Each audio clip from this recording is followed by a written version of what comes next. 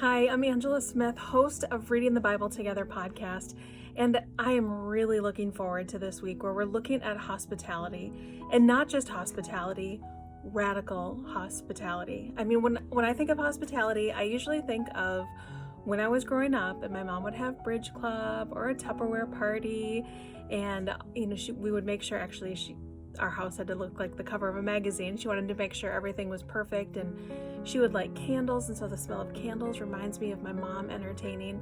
And that's always what I've thought about when I've thought of hospitality. And I think that is hospitality. But what we're talking about this week is radical hospitality. And I love what Lonnie Pratt says in her book, Radical Hospitality. Hospitality is born in us when we are well loved by God and by others.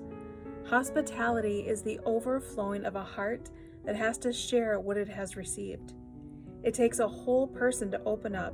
It takes a secure person to be available. It takes a strong person to give ourselves away.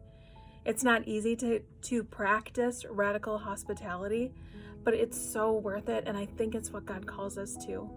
We see Jesus doing it all the time, the way that he would make space for people to be who they were, and then he would call them into something more.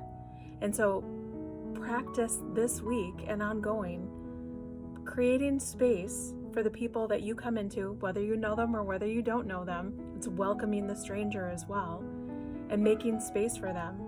And maybe, just maybe, it might mean inviting them over for dinner or inviting someone that you don't know out for coffee, but making space for somebody to be who they are and getting to share the love of Christ with them. There is nothing better.